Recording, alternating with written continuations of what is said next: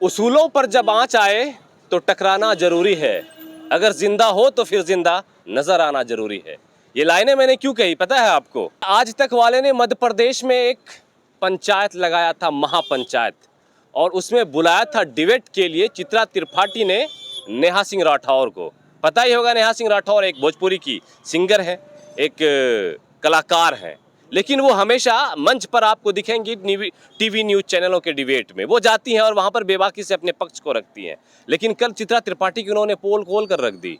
और ये चीज़ें कब से देश में स्टार्ट हुई? जब से इंडिया गठबंधन ने 14 पत्रकारों की लिस्ट जारी कर दी कि टीवी के इन 14 पत्रकारों का हम बहिष्कार करते हैं, हम इनके टीवी शोज में नहीं जाएंगे, हम इनके टीवी डिबेट में नहीं जाएंगे। इसी चीज़ को लेकर कल नेहा सिंह राठौर ने चित्रा त्रिपाठी को जमकर रगड़ा और एक पर एक सवाल दागती गई। उसको उनकी पत्रकारिता याद दिला रही थी कि पत्रकारिता का धर्म क्या होता है। जब देश में आपको पत्रकारिता करनी थी तो आप तब पूछ रहे थे कि क्या आम चूस कर खाया जाता है या काट कर। जब देश में एक ऐसा अभद्र अश्लील गाना गाया जा रहा था कि तोहर लहंगा उठा दे रिमोट से, वैसे गाने वाले आगे चलकर सांसद बन जाते हैं और चित्रा त्रिपाठी उनको मोटरसाइकिल की सवारी करवाती हैं। इसी चीज़ के ऊपर अमरनाथ सर, जो कि एक अच्छे सोशलिस्ट के साथ साथ एक अच्छे एक्टिविस्ट भी हैं, आइए इनसे जानते हैं कि सर, चित्रा त्रिपाठी तो खैर उन पे 14 लोगों में उनका भी नाम है, लेकिन ये 14 लोगों को बैन करने की जरूरत क्यों पड़ी, या फिर उनका विरोध करने या फिर उनके टीवी शोज में नहीं जाने के लिए इंडिया गठबंधन ने क्यों कमर कस ली? सबसे पहले तो अबूस भाई, आपके उजागर मीडिया को बहुत बहुत धन्यवाद। और दिन दूनी रात चौगुनी आप तरक्की करें। और आपका जो व्यूवर देख रहे हैं, इस व्यूवर से लगता है कि आप एक मुकाम बिहार झारखंड के मुकाम हैं और एक निचले तबके पर, समाज के अंतिम पायदान पर लोगों, और ऐसी सरकार जिसकी की चापलूसी कर रही है, जिन पर बैन लगाया गया है, उसके खिलाफ और उसके लिए आप आवाज़ उठा रहे हैं, इसके लिए आपको साधुवाद, धन्यवाद। देखिए, ये 14 पत्रकारों पर जो बैन लगाया गया एंकर पर और ऐसे चैनल पर जो दिन रात, पत्रकार का धर्म है, पत्रकार की प्रतिष्ठा और इज्जत है कि सत्ता से सवाल करे। लेकिन ये जितने भी पत्रकार जिस पर बैन लगाया गया है, इसने कभी सत्ता से सवाल नहीं किया। इन्होंने सवाल सारा बम विपक्ष पर और अपोजिशन पर फेंका, जबकि इनको सत्ता से सवाल करना था। क्योंकि कोई भी अगर कुछ होता है तो सत्ता से सवाल होना चाहिए। ये लोग पूछते हैं कि 18-18 घंटे काम करते तो आप थकते नहीं हैं? मोदी जी से पूछते हैं। और ये रिंकिया के पापा ही हंस देली रिंकिया के पापा, जो कि अश्लील सब गाने गाते हैं, उसके साथ बुलेट पर बैठ करके, और ये जो है G20 का मजा ले रहा था। लगता था कि दिल्ली में कोई मनोरंजन हो रहा है। जिस स्लम बस्तियों को ढक दिया गया था G20 में, गरीबों को छिपाने के लिए 10 साल में इन्होंने पूरी गरीबी को छिपाया, उस पर सवाल नहीं करके रिंकिया के पापा के साथ हंस रही थी। और यही नहीं, अभी 9 साल के अंदर, 10 साल के अंदर इसने और जिसने 14 एंकर पर, चाहे आज तक की अंजना ओम कश्यप हो, चाहे चित्रा त्रिपाठी हो, चाहे रजत शर्मा हो, चाहे आर भारत के अर्नब गोस्वामी हो, ये सारे पर इसलिए लगाया गया, इन्होंने सिर्फ और सिर्फ सत्ता की चापलूसी किया है। और कभी चाहे इनके साथ डिबेट में जो भी बैठ जाए उनको बोलने नहीं दिया है, और सिर्फ अपनी हाँ कुत्तों की तरह हाँ करते रहा। और सारा बम इन्होंने, जितना इसके पास एटम बम था, इन्होंने सारा का सारा विपक्ष पर सवाल किया। अगर यदि कुछ होता भी है तो राहुल जी के नाना और दादा के नाम से कहते कि उन्होंने ऐसा किया। अरे सत्ता में तुम है, सवाल तुमसे पूछा जाएगा, असूलों पर आँच आ जाएगा तो आरोप तुम पर लगेगा। लेकिन ये अपने ऊपर कोई आरोप नहीं लेते हैं और सीधा हर ठिकरा ये विपक्ष पर फेंक देते हैं। और विपक्ष क्या करेगा? और विपक्ष भी ऐसा विपक्ष है कि आज हमारा विपक्ष डरा हुआ है और यहाँ के पत्रकार भी सत्ता से डरा हुआ है। जिस देश का विपक्ष डर जाए, पत्रकार चापलूसी करने लगेगा, समझिए उस राष्ट्र की दुर्गति होना तय है। और आज भारत की दुर्गति, अगर आप नीचे से एक चपरासी से लेकर सुप्रीम कोर्ट तक पहुँच जाइएगा तो हर जगह सिर्फ और सिर्फ मोदी जपने वाले लोग हैं। यही कारण है कि विपक्ष की जो इंडिया गठबंधन बनी 26 पार्टियों की, इन्होंने स्पष्ट शब्दों पर, इन्होंने सत्ता से जो सवाल करने वाले लोग थे, इन्होंने विपक्ष से सवाल किया, उसका बायकॉट किया। इसके लिए पूरे देश की जनता ऐसे पार्टियों को, ऐसे महागठबंधन को तहे दिल से शुक्रिया अदा करती है।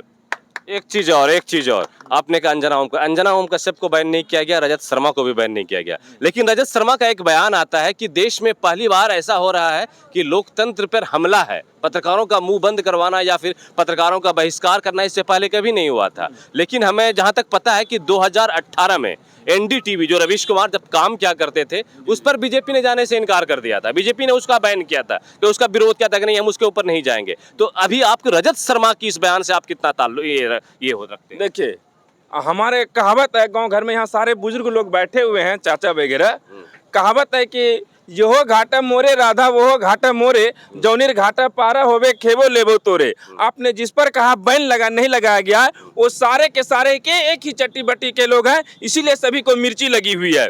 क्योंकि आज ये लोकतंत्र पर हत्या नहीं है, लोकतंत्र को धज्जी उड़ाने वाले ऐसे एंकर, ऐसे चैनल पर सबसे बड़ा उंगली उठाया गया है जो रात दिन कहते हैं मैं नंबर 1 चैनल हूँ, मैं नंबर 1 पत्रकार हूँ, उस पर सबसे बड़ी उंगली उठा दिया। और ये उठा दिया कि ये लोकतंत्र में जो ये पत्रकार है, जो कि लोकतंत्र के चौथे स्तंभ को बचाने का काम क्या है, ये पूरी तरह से गिर गया है। इसके पास इज्जत, प्रतिष्ठा और पत्रकारिता जैसा कोई धर्म नहीं बचा हुआ है। और ये दिन रात सिर्फ चापलूसी के अलावा कुछ नहीं है कि आप आम खाते हैं, 18 घंटे काम करते हैं, थकते हैं, बस सिर्फ इसको यही करना है। और जब सवाल पूछना है, बम दागना है, एटम बम छोड़ना है, उसके लिए विपक्ष है। और हर काम राहुल गांधी, राजीव गांधी, इंदिरा गांधी और नेहरू जी पे फोड़ना है। बस यही इसको बचा हुआ है। यही वजह है कि इंडिया ने जो महागठबंधन बनाया, जो आप देखे होंगे संविधान में सबसे पहले लिखा है we the people of India, India that is Bharat, ये लिखा हुआ है। और वैसे चीज़ को ये बदलने का काम करना है। अरे इंडिया है तो इंडिया है, फिर आप इंडिया, हमारे भारत का शुभ नाम है, 4 नाम 5 नाम है,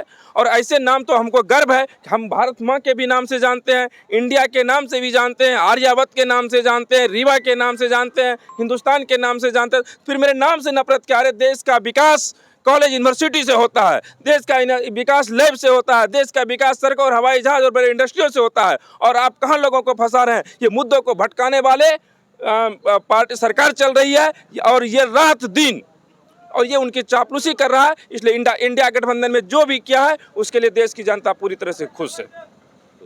एक चीज़ और कि इंडिया गठबंधन जब से बनी है तो आपने सही कहा कि नाम बदलने का जो है एक चीज़ प्रचलन चला हुआ है, तो क्या नहीं लगता है कि हमें स्वदेशी है, हम हिंदुस्तान है हमारा, तो हमें हिंदी अपना लेनी चाहिए? क्या दिक्कत, इंडिया नाम बदल जाएगा तो क्या तकलीफ हो जाएगी? स्वदेशी में भारत और इंडिया में क्या अंतर? हमारे अंग्रेजों ने नाम दिया था ना। कौन कहता है अंग्रेजों ने नाम दिया है? वही तो बोल रहे हैं बीजेपी वाले लोग। उसको शायद इतिहास का कोई ज्ञान ही नहीं है। ये नाम अंग्रेजों का दिया हुआ है। ये उसको इतिहास, सबसे पहले स्किल ऑफ इंडिया किसने चलाया? Skill of India, vote for India किसने चलाया है? इसके पहले आपको इंडिया बोलने में लाज नहीं आती थी। मोदी जी का है स्किल ऑफ इंडिया। उसी का स्किल ऑफ इंडिया है, स्टार्टअप ऑफ इंडिया है, वोट फॉर इंडिया है, हर जगह वो इंडिया इंडिया बकने वाले तो वही हैं। आज इंडिया गठबंधन नाम हो गया, कल के डेट में कोई नाम रख देगा अपने पार्टी का गठबंधन का, तो क्या करेंगे? भारत भी बदल देंगे? नहीं, जैसे कि उनके जो उत्तर प्रदेश के मुख्यमंत्री हैं, उनका नाम था अजय विष्ट, वो अपना नाम बदल कर योगी आदित्यनाथ रख लिए। भारत के इतिहास को छिपाया गया। मुगल सराय का नाम दीनदयाल उपाध्याय रख दिया, करोड़ों रुपये उसमें बदले गए। इलाहाबाद का नाम बदल के प्रयागराज रखा गया। ये तो सिर्फ नाम बदलने में रखा गया। बता दीजिए पूरे देश में इसके 10 साल के शासन में विकास का कौन सा काम हुआ है? सिर्फ धर्म के नाम पर राजनीति हुई है। लोग चांद पर जा रहे हैं और ये लोग इस देश को गुमराह करके मस्जिद के नीचे मंदिर खोजवा रहा है। यही हमारा देश है, यही भाजपा का विकास है, यही मोदी का विकास है। और यही कारण है कि इंडिया गठबंधन ने और पूरे देश ने स्वागत के साथ अगर इन लोगों पर बैन लगाया है, उसमें किसी को कोई गुरेज नहीं हो रहा है। वह सिर्फ इसीलिए सारे जो चाटुकार हैं, 14 पत्रकार जो चाटुकार हैं, उसको पूरी तरह से मिर्ची लगी हुई है। और ऐसी मिर्ची लगी हुई है कि उसको खुजलाते रात दिन, हमको लगता है सपनों में भी। टीवी पर आकर वो चिल्ला रहे हैं कि हमारे वो साथ ऐसा क्यों किया गया है। अमीश देवगन आकर खूब चिल्ला रहे हैं, वो खूब बोल रहे हैं कि हमारे साथ अन्याय हो रहा है। अमीश देवगन को तो हमको लगता है कि जमानत भी नहीं मिला है उसको हाईकोर्ट से, दिल्ली हाईकोर्ट से। देख लीजिए कई मामले में फंसे हुए हैं। उसका नाम तिहाड़ी, आपको पता होने चाहिए, सुधीर चौधरी तिहाड़ी। हाँ, सुधीर चौधरी जी। जब वह पूछ रही थी स्मृति ईरानी सिलेंडर वाली को, सिलेंडर वाली का नाम सुने ना, उनसे वह सवाल पूछे थे तो तुरंत उसको कहा था हम आपको पूछे कि आपको तिहाड़ जेल में कैसा लग रहा था, तो कैसा मजा। तो उस समय उसको दर्द नहीं हुआ था, क्योंकि वो चाटुकार लोग हैं। उसको कभी इस चीज़ का पता नहीं कि हमारी कितनी बेइज्जती हुआ है इस देश की। अगर पत्रकारिता की गरिमा को किसी ने गिराया है, यही 14 एंकर चाटुकार ने। इसमें कोई शक नहीं। गुरे से और गर्व से कहिए कि हम ऐसे चाटुकार, ऐसे पत्रकारिता, और हम देश के जितने भी सुप्रसिद्ध नेता हैं, मैं उनसे आह्वान करता हूं आपके चैनल के माध्यम से कि ऐसे जो भी सत्ता से सवाल ना पूछे, जो देश हित में बात नहीं करे, जो पढ़ाई दवाई कमाई सिंचाई पर बात नहीं करे, वैसे पत्रकार के वैसे चैनल के डिबेट में आप लोग जाना बंद कर दीजिए। नहीं तो पता चलेगा आप भी कहीं न कहीं ऐसे मनुवादी, ऐसे बीजेपी को आप मदद कर रहे हैं।